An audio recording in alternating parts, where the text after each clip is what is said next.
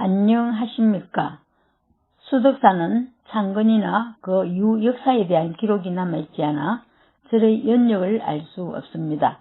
삼국사기에 의하면 백제 말 숭제법사가 창건하고 고려 공민왕 때 나홍이 다시 고친 것으로 기록되어 있습니다. 일설에는 백제 599년 법왕 1년에 지명법사가 창건하고 원효가 중수했다고 합니다.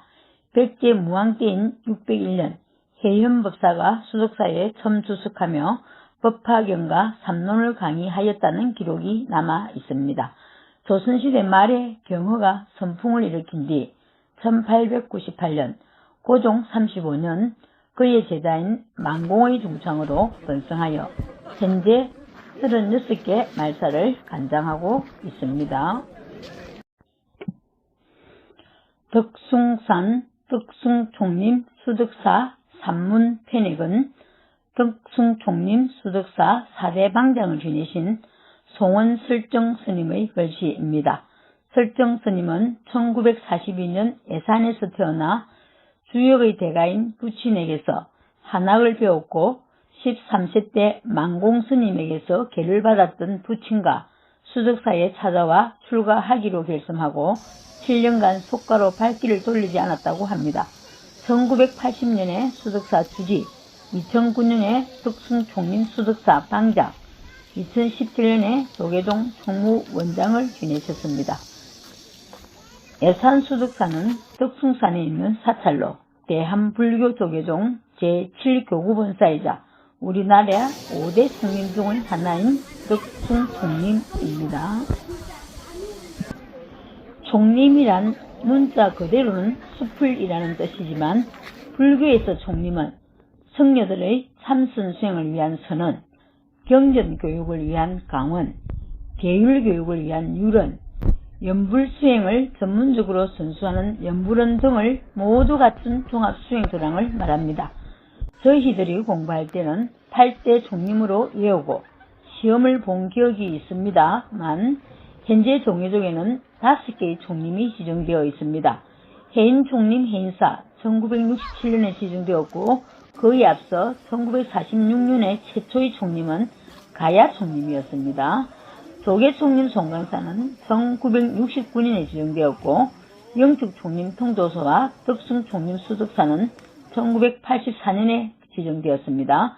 백양 총림 백양사는 1996년에 지정되었고 이렇게 해서 기존 5대 총림이 있었습니다. 그리고 2012년 진제스님께서 종정이 되시면서 80 총림 동화사, 검정 총림 범어사, 총림 쌍계사 이렇게 2012년에 세 곳을 승격시켜 8대 총림이 되었습니다.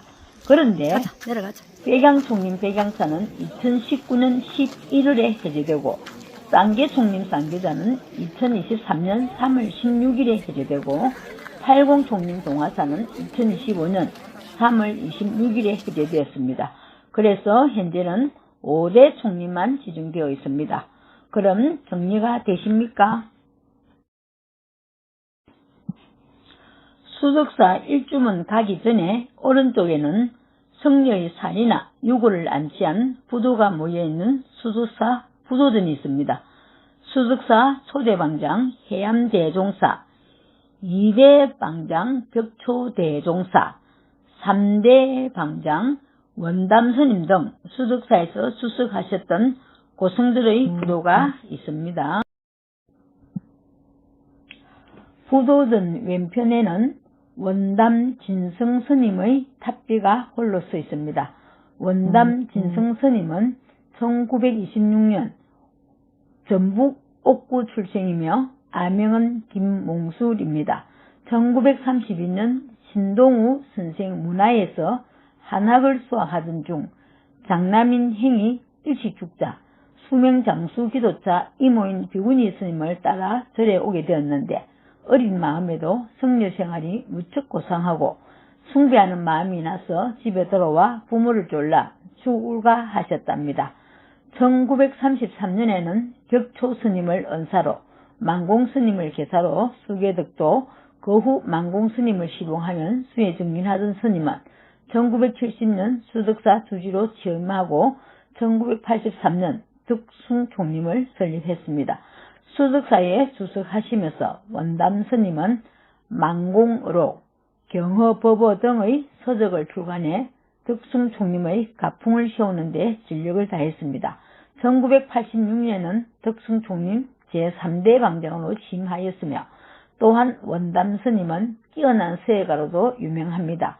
수덕사 대웅전 현판과 속립산 법주사 주례는 모두 원담 스님의 희호입니다. 또한 스님은 일본 산업경제신문 주최 제3회 국제서도전 대상 수상했으며 독립기념관 건립 서예전 개최하기도 하셨습니다. 2007년에는 원담 대종사 선묵집을 간행했으며 현재 독립기념관 소장 원담 스님의 작품 13점은 덕숭총림 선미술관에 기증된 상태입니다. 원담 스님은 원적에 들기 전 안타까워하는 문도들을 향해 그 일은 응구에 있지 않아 내 가풍은 주먹을 들어 보이시며 이것이로다 라고 일갈했다고 알려져 있습니다. 원담 스님의 인종계는 올 때에 한 물건도 없이 왔고 갈 때에 한 물건도 없이 가는구나. 가고 오는 것이 본래 일이 없어 성상과 물은 스스로 푸르름이로다 하셨습니다.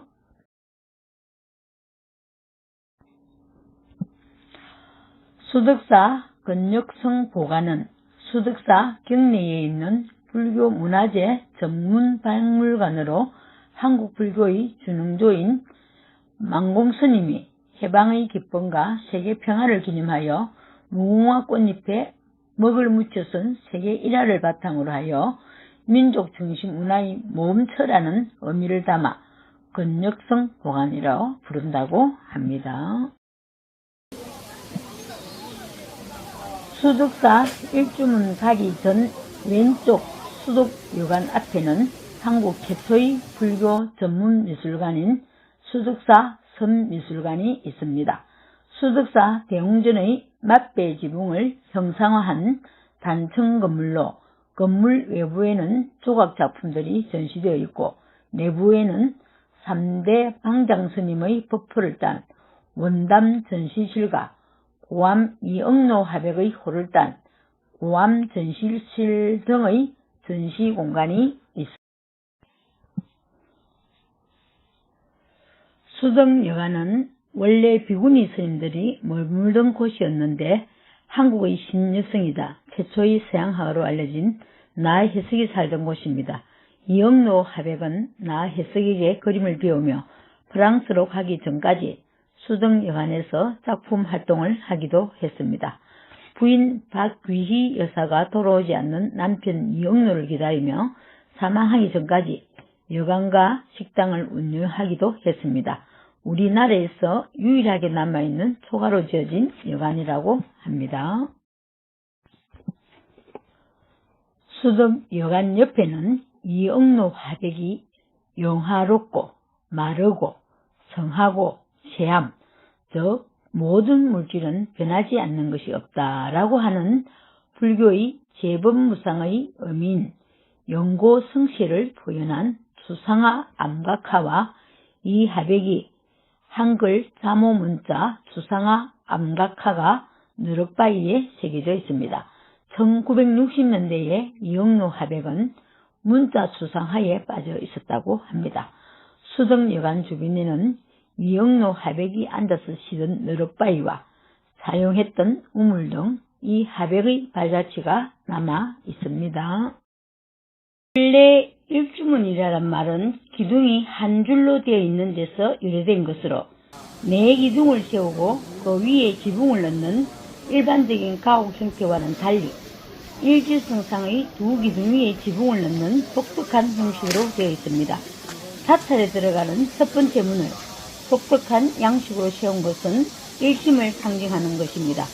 신성한 가람에 들어서기 전에 세속의 번뇌와 망상을 불법의 성량수로 말끔히 씻고 일심으로 진리의 세계를 향하여야 한다는 행정의 가르침이 담겨 있습니다. 즉 사찰 금당에 안치된 부처의 경지를 향하여 나아가는 수행자는 먼저 지극한 일심으로 부처나 진리를 생각하며 이 문을 통과하지 않으면 안 된다는 뜻이 내포되어 있습니다.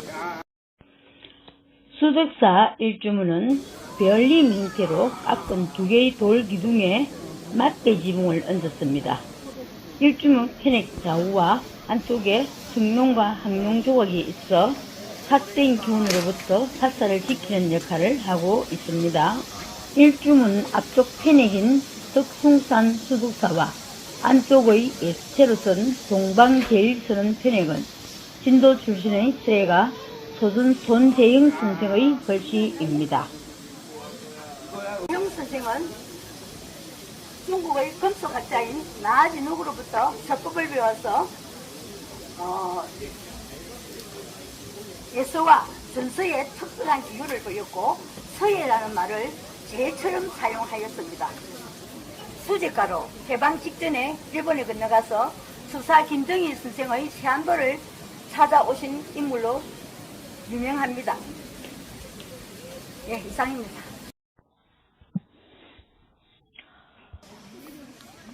수덕사 건강문은 사찰 내부를 청정도랑이 되도록 악귀를 막아주는 금강 역사가 있는 문으로 안에는 소도 금강 여사상이 있습니다. 편액은 수덕사 주지를 지내신 송원 설정 스님의 초서체 글씨로 강건하면서 요동치는 피력으로 금강 역사의 우락부락한 모습을 형상화하였습니다.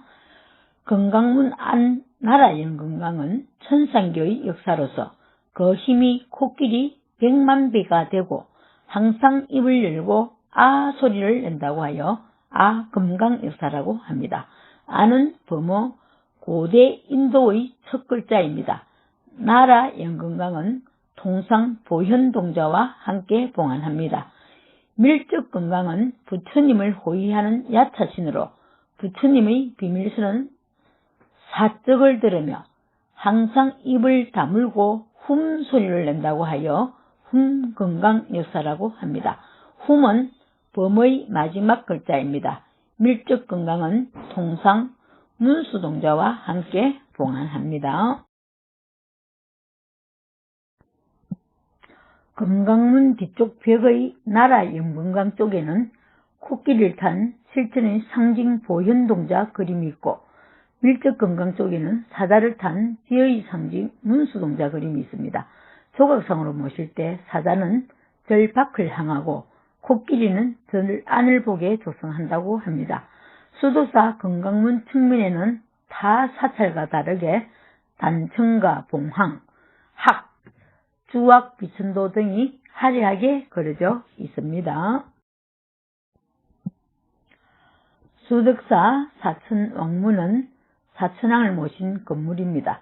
사천왕은 수미산에 사신 신들로 부처님의 설법을 들은 뒤 불교에 귀의하여 동서남북 방향에서 부처님과 불법을 수호하는 호법신장입니다. 동방지국천왕은 나라를 다스리고 지키며 손에는 비파를 들고 음악을 연주하며 백성들을 편안하게 해주는 신입니다. 남방정장천왕은 불자들에게 지혜와 복덕을 늘려주고 이익을 정장시켜주며 금강금으로 불자에게 남아있는 번뇌를 끊어 지혜가 생기게 합니다. 서방강목천왕은 인간의 선악을 살피고 손에 용과 여의주를 들고 있으며 잘한 사람에게는 여의주로 상을 주고 잘못한 사람에게는 용을 보내 비를 뿌리는 등 벌을 줍니다. 북방다몽천왕은 사천왕 중 우두머리로 손에는 보탁과 보답을 들고 부처님의 조랑을 수호하고 불법을 불자들에게 전하는 신입니다.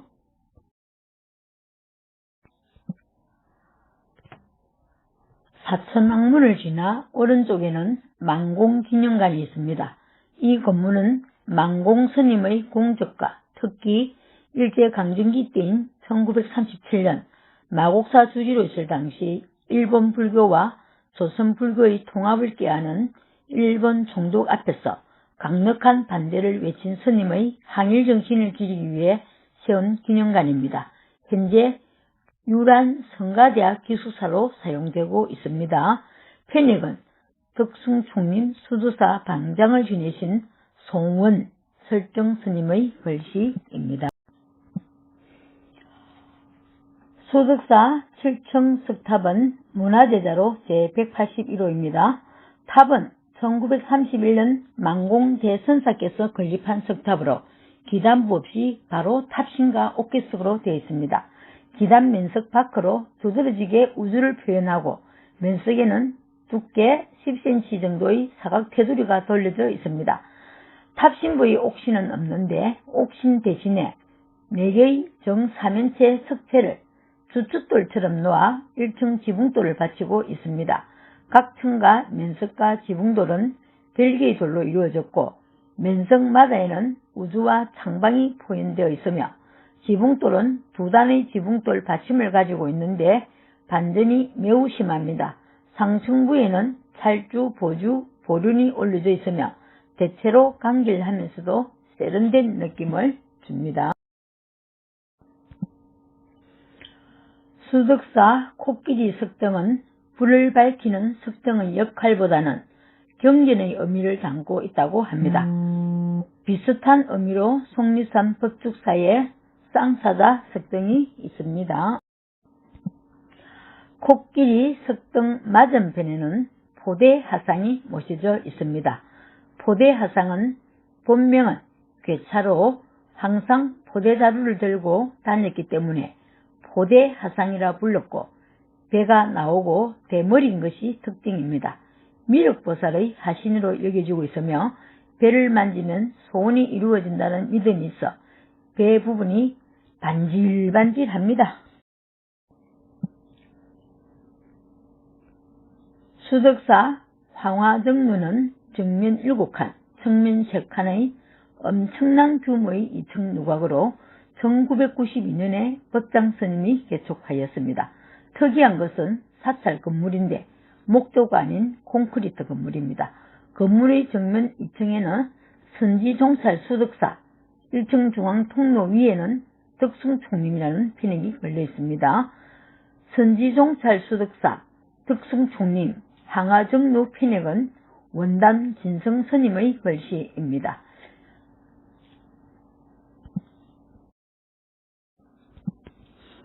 수덕사 황화정루를 지나면 높게산 석축과 가파른 2단으로 된 계단이 나옵니다.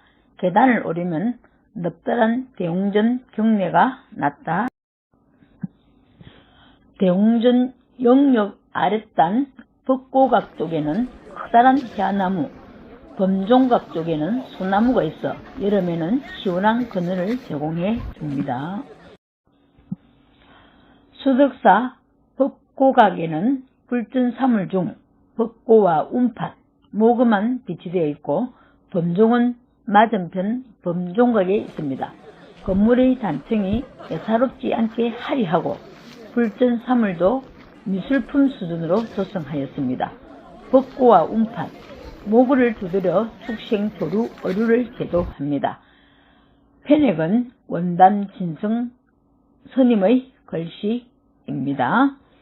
벚고각에는 용머리에 거북이 등껍질, 사자다리, 불꼬리를 한 독특한 동물 형태의 받침이 벚고를 받치고 있습니다. 벚고각 맞은편에는 범종각이 있습니다. 범종각에는 1973년에 조성된 무게 6,500건 중에 3,900kg짜리 청동종이 있는데 국내에서 두 번째로 큰 크기이고 한 번 타종에 2분 30초 동안 소리가 울리며 삼진리 12km 밖에서도 그 소리가 들린다고 합니다. 범종의 소리는 지옥 중생을 제도합니다. 아침 저녁 애불 때 벚고, 모구, 운판, 범종손으로 칩니다. 편액은 원단 진성 스님의 글씨입니다. 범조각에는 고래 모양의 땅목이 있습니다. 전설에 동해 용왕의 막내 아들 포레는 고래를 무서워하여 보기만 하면 종의 소리와 비슷한 소리를 내며 울었다고 합니다.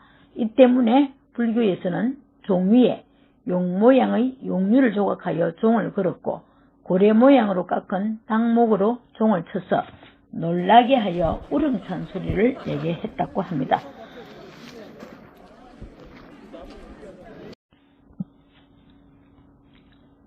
수덕사 청년당은 스님들이 수행하는 성방입니다. 경주 불국사에 청운교와 백운교가 있듯이 수덕사에는 청년당과 백년당이 있습니다. 편행은 만공스님의 행스체 글씨입니다. 만공스님은 두 사형, 수월, 해월과 함께 경허의 세 달이라고 불렀습니다. 선종의 큰 스님인 경허스님의 수제자였으며 만해 한용운과 절친하여 만해는 내 애인이야 라고 말하고 지금은 온 조선 땅에 사람이 하나하고도 반이 있는데 그 하나가 바로 만해라고 말했다고 합니다. 제자로는 충성, 인력, 여루 시인인 김인력의 법명입니다. 고봉, 해암, 해천, 원담 등이 있습니다. 청년당 옆면에는 세계 1화 편익이 걸려 있습니다. 만공스님이 가느람에서 천일 기도 후 조국이 강복되자 길가에 무궁화 꽃잎을 따다가 세계 1화, 세계는 한 송이 꽃, 너와 나는 둘이 아니고 이 나라 저 나라가 둘이 아니다 라는 네 글자를 쓰고 낙간 대신 권하필이라고 썼다고 합니다. 수덕사 백년당은 스님들이 수행하는 성방입니다. 편익은 만공스님의 예수체 글씨입니다. 수덕사 대웅전 앞 마당 중앙에는 4m 높이의 고려시대의 삼청석탑이 있습니다. 1983년에 유형문화재 제103호로 지정되었으며 형태는 2층 기단 위에 3층의 탑신을 올리고 머리 장식을 얹은 모습입니다. 위아래층 기단과 탑신의 몸돌에는 기둥 모양을 새겼습니다. 지붕돌은 밑면에 4단의 받침을 두었고 내 귀퉁이는 살짝 들려 있습니다. 꼭대기에는 3층 지붕돌과 한 돌로 만들어진 노반, 머리 장식 받침이 있고 그 위로 보련 수레바퀴 모양의 머리 장식과 보게 덮개 모양의 머리 장식이 놓여 머리 장식을 하고 있습니다. 1, 2층 지붕돌 기퉁이 일부가 파손되었지만 전체적으로 각 부분이 균형을 이루어 안정감을 줍니다. 통일신라 665년 문무왕 5년에 세웠다고 전하고 있으나 확실하지 않고 오히려 통일신라 석탑 등승기에 비해 기단의 가운데 기둥의 조각의 수가 줄고 지붕돌 받침이 4단으로 줄어들고 있어 고려시대의 작품으로 추측됩니다. 현재 우리나라에 남아있는 고려시대의 목조 건축물로는 6곳이 있는데 모두 국보로 지정되어 있습니다. 수덕사 대웅전은 국보 49호로 1308년에 건립되었고 봉정사 극락전은 국보 제15로 1363년에 건립되었습니다. 거조사 영산전 국보 제14호 1375년, 부석사 무랑수전 국보 제18호 1376년, 부석사 조사당 국보 제19호로 1377년, 강릉 임영간 산문은 국보 제51호로 936년에 건립되었습니다. 수덕사 대웅전은 국보 제49호로 고려 충렬왕 34년 1308년에 지은 건물로 지은 시기를 정확하게 알 수 있는 우리나라에서 가장 오래된 고려시대 목조 건축물로 특히 건물 옆면의 장식적인 요소가 매우 아름답습니다. 대웅전의 정면 기단은 장방형의 하강석을 바른 척 쌓기로 6단을 쌓아 10척 높이를 이루었으면 후면은 2단 쌓기로 하고 전면 양쪽에 계단을 설치하였습니다. 측면은 5개의 기둥이 건물을 정확히 4등분하고 있어 장식적인 요소가 매우 아름다우며 단정함과 균형미가 돋보입니다. 처마와 문에는 단층이 없고 공포 외에 장식을 하지 않아 절제 속의 화려함을 구현하고 있고 맨 가장자리 기둥에 도리를 길게 빼어 넓은 지붕과 처마를 받치고 있습니다. 정면 3칸, 측면 4칸이며 지붕은 옆면에서 볼 때 사람인자 모양을 한 맞대 지붕에 지붕 처마를 받치기 위한 기둥은 배흘림 기둥의 주심포 양식입니다. 정면 3칸에는 모두 3짝 피살문을 달았고 뒷면에는 양쪽에 창을, 가운데는 널문을 두었습니다. 현존하는 고려시대의 건물들 중에서 특이하게 백제 양식의 곡선을 보여주는 목조 건축물로 전체적인 가구의 축조 기법은 영주 부석사의 문왕수전과 비슷한 측면이 있지만 세부적인 양식은 여러 가지 차이점이 있다고 합니다. 수덕사 대웅전에 모셔져 있는 목조 3세불 사상 및 복장 유물과 연화대자, 수미단 등은 보물 제1381호입니다. 3세불 사상은 수덕사의 중흥조인 만공승사가 전북 남원에 있는 만행산 귀정사로부터 옮겨온 것이라고 합니다. 중앙의 석가모니불을 중심으로 오른쪽에는 약사불, 왼쪽에는 아미타불을 협시로 모셨습니다. 불상 안에는 발견된 조선기에 의하면 조선 인도 17년 1639년에 수연비구를 비롯한 7명의 화원들이 참여하였음을 알 수 있습니다. 한편 석가모니불이 앉아있는 대자형 수미단은 고려시대 심은사 대웅전 불탑과 그 장엄 수법이 동일한 것으로 금강저, 사파병, 목단, 운파 등 안상조각에서 고려시대 불탁의 특징을 살필 수 있습니다. 불상 안에서 나온 복장유물은 전정류, 후령통 및 오색실, 복식 등이 있습니다. 수덕사 대웅전 편익은 예술, 문화, 특히 서화에 능했다는 덕숭총림 수덕사 3대 방장 원담 진성스님의 글씨입니다. 수덕사의 노사나불 개불탱은 보물 제1263호입니다.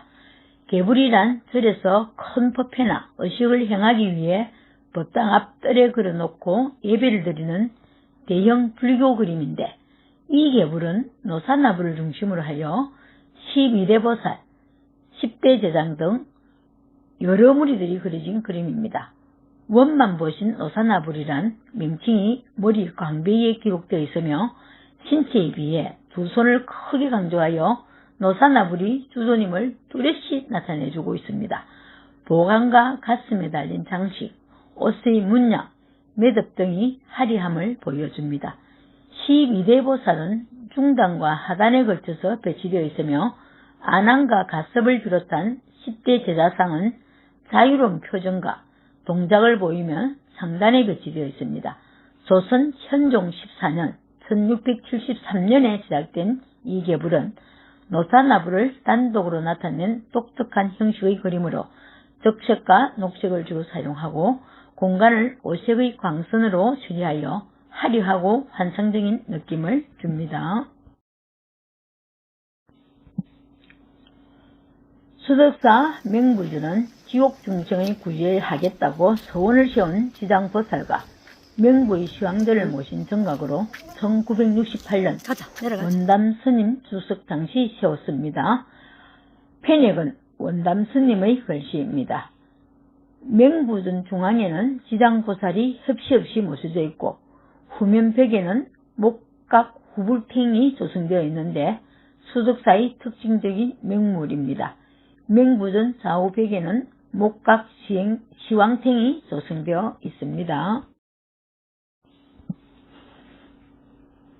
삼성각에는 중앙에 지성강 열애, 북극성과 일강 월강보살, 칠은성군 불두칠성을 그린 칠성탱이 있고 좌우에 산왕대신을 그린 산신탱과 나반존자를 그린 독성탱이 봉안되어 있습니다.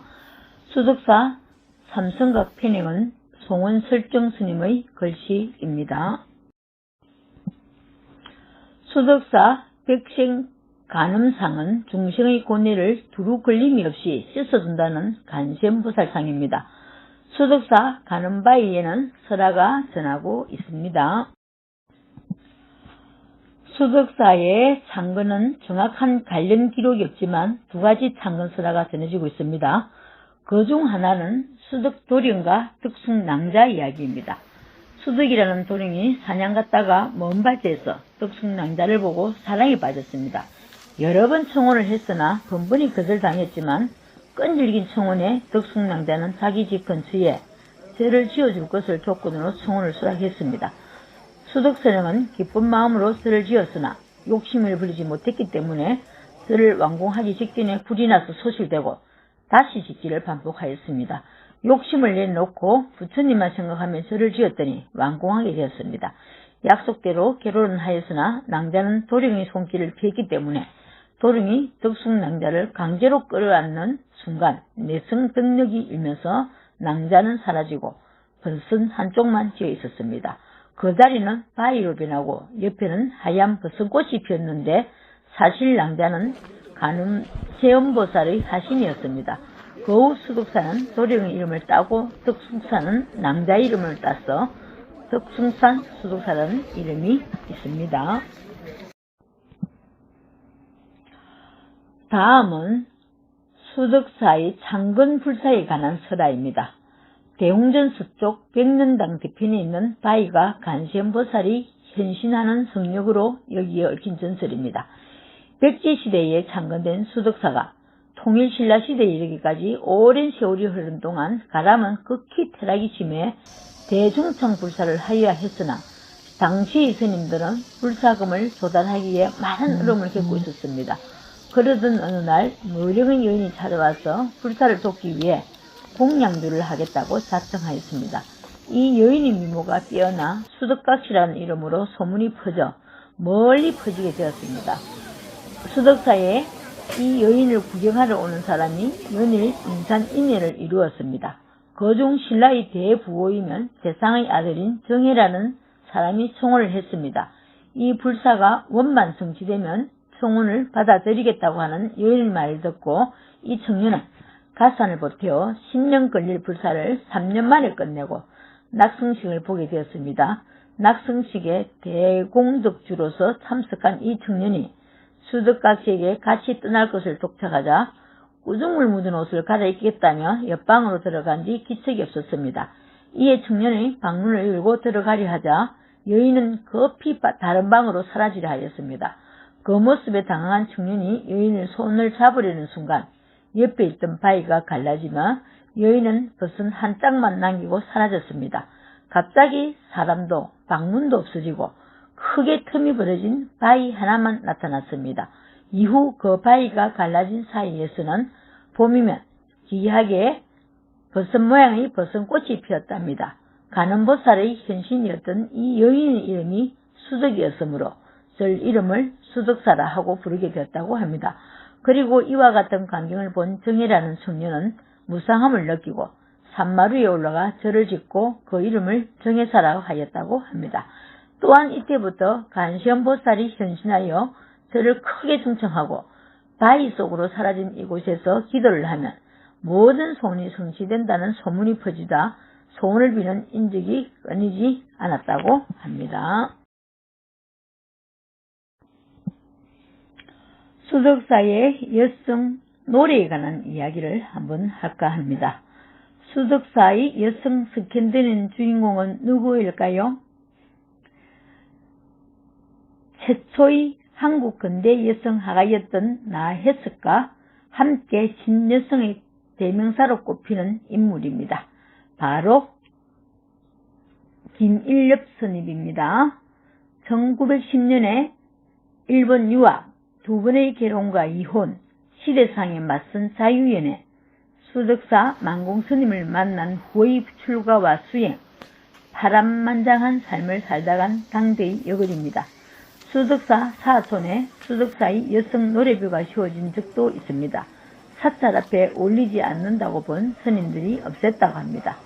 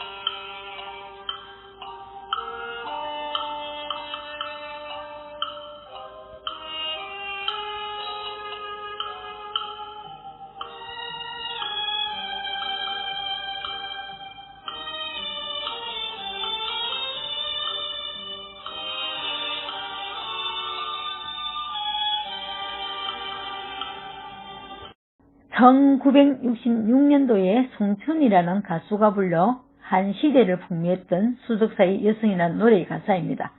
원래 유명했던 백제천년고찰 수덕사는 이 노래로 더 유명해졌습니다.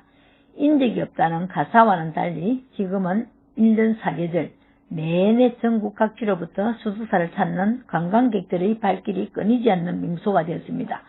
이 노래 탓에 수덕사는 한동안 비구니 사찰로 오해를 받았습니다. 김일엽 스님은 우리나라 최초 비구니 선원인 견성암과 한의대 등에서 기거하셨습니다. 끝으로 수덕사는 봉정사, 극락전, 수석사, 무당수전과 더불어 우리나라에서 오래된 고려시대의 목조 건축물인 대웅전이 있고 공주 마곡사와 더불어 충남을 대표하는 큰 사찰입니다. 규모가 크고 긴 역사를 가진 천년고찰이기 때문에 방문 전에 정각과 보물들의 특징, 창건설화와 역사들을 살펴보고 가실 것을 권장드립니다. 여행은 아는 만큼 보입니다. 이상입니다. 끝으로 즐겁고 행복한 순례가 되시길 바랍니다.